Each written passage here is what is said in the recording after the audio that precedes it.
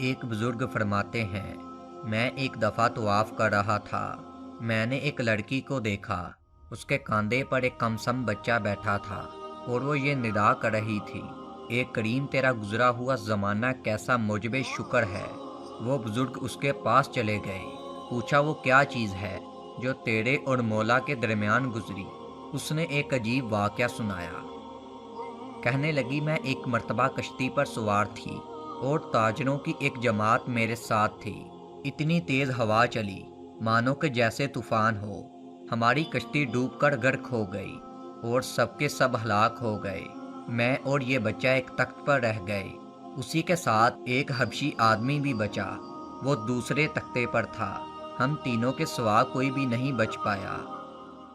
جب صبح ہوئی تو اس حبشی نے مجھے دیکھا اور پانی کو ہٹاتا ہٹاتا میرے تختے پاس پہنچ گیا، اور جب اس کا تختہ میرے تختے کے ساتھ مل گیا تو وہ بھی میرے تختے پر آ گیا۔ وہ میرے سے بری بات کی خواہش کرنے لگا۔ میں نے کہا، اے بندے اللہ تعالیٰ سے ڈرو، دیکھو ہم کس مصیبت میں مبتلا ہیں۔ وہ کہنے لگا، ان باتوں کو چھوڑو، خدا کی قسم یہ کام ہو کر رہے گا۔ بچہ اس عورت کی گود میں سو رہا تھا۔ اس عورت نے چپکے سے ایک چٹکی اس کو بڑھ لی، جس سے بچہ اٹھ گیا اور ایک دم رونے لگا۔ اس عورت نے اس سے کہا کہ اچھا ذرا ٹھہر جاؤ، میں اس بچے کو سلا دوں، پھر جو مقدر میں ہوگا وہ ہو جائے گا۔ اس حبشی نے اس بچے کی طرف ہاتھ بڑھا کر دھکا دیا اور بچے کو سمندر میں پھینک دیا۔ عورت نے اللہ تعالیٰ سے دعا کی، اے وہ پاک ذات جو آدمی کے اور اس کے دل کے ارادے کو بھی جانتا ہے، میرے اور اس حبشی کے درمیان تو ہی اپنی طاقت اور قدرت سے جدائی کر دے۔ اے اللہ تو ہر چیز پر قادر ہے۔ وہ عورت کہتی ہے، خدا کی قسم میں ان الفاظوں کو پورا بھی نہیں کر پائی تھی کہ سمندر سے ایک بہت بڑا جانور جس نے منہ کھولا ہوا تھا اور اس نے اپنا سر نکالا، اس حبشی کو ایک لقمہ بنا کر سمندر میں گھس گیا۔ مجھے اللہ تعالیٰ نے محض اپنی طاقت اور قدرت سے اس حبشی سے بچایا۔ اس کے بعد سمندر کی موجیں مجھے آگے لیتی گئیں، یہاں تک کہ وہ تختہ ایک جزیرے کے کنارے سے لگ گیا۔ میں وہاں اتری اور یہ سوچتی رہی کہ یہاں سے گھاس کھاتی رہوں گی، پانی پیتی رہوں گی، جب تک اللہ تعالیٰ کوئی سہولت کی صورت پیدا نہ کر دے۔ 4 دن مجھے اس جزیرے میں گزر گئے۔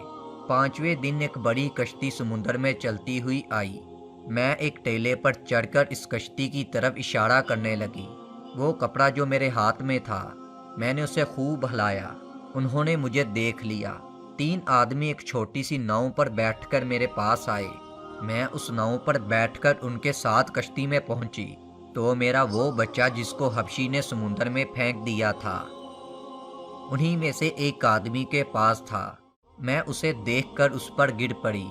میں نے بچے کو چوما، اسے گلے سے لگایا اور کہا کہ یہ میرا بچہ ہے۔ وہ کشتی والے کہنے لگے، تو پاگل ہے، کیا تیری عقل ماری گئی ہے؟ میں نے کہا، نہ میں پاگل ہوں، نہ ہی میری عقل ماری گئی ہے، میرا عجیب قصہ ہے۔ پھر میں نے ان کو سارا قصہ سنایا۔ یہ ماجرا سن کر انہوں نے حیرت سے سر جھکا لیا اور کہنے لگے، تو نے بڑی حیرت کی بات سنائی ہے۔ مجھے کہنے لگے، اب ہم تمہیں ایسی بات سنائیں گے جس پر تمہیں تعجب ہوگا۔ کہنے لگے، ہم اس کشتی میں بڑے لطف سے چل رہے تھے، اتنے میں ایک جانور سمندر کے پانی کے اوپر آیا۔ اس کی پشت پر یہ بچہ تھا اور اس کے ساتھ ہی ایک غیبی آواز ہم نے سنی، اگر اس بچے کو اس سے اٹھا کر اپنے پاس نہ لیا تمہاری کشتی ڈبو دی جائے گی۔ ہم میں سے ایک شخص اٹھا اور اس بچے کو اس کی پشت پر سے اٹھا لیا اور وہ جانور پھر پانی کے اندر چلا گیا۔ تیرا واقعہ اور یہ واقعہ دونوں ایک جیسے ہیں۔ اس کے بعد ان لوگوں نے عہد کیا، ہم کبھی کوئی گناہ نہ کریں گے۔ انہوں نے توبہ کر لی۔ اس عورت کو اللہ تعالیٰ پر اس قدر یقین تھا کہ وہ ہر چیز پر قادر ہے۔ پھر یہ دیکھیں کہ اللہ تعالیٰ نے اس کے بچے کی حفاظت کس طرح کی۔ بے شک اللہ تعالیٰ ہر چیز پر قادر ہے۔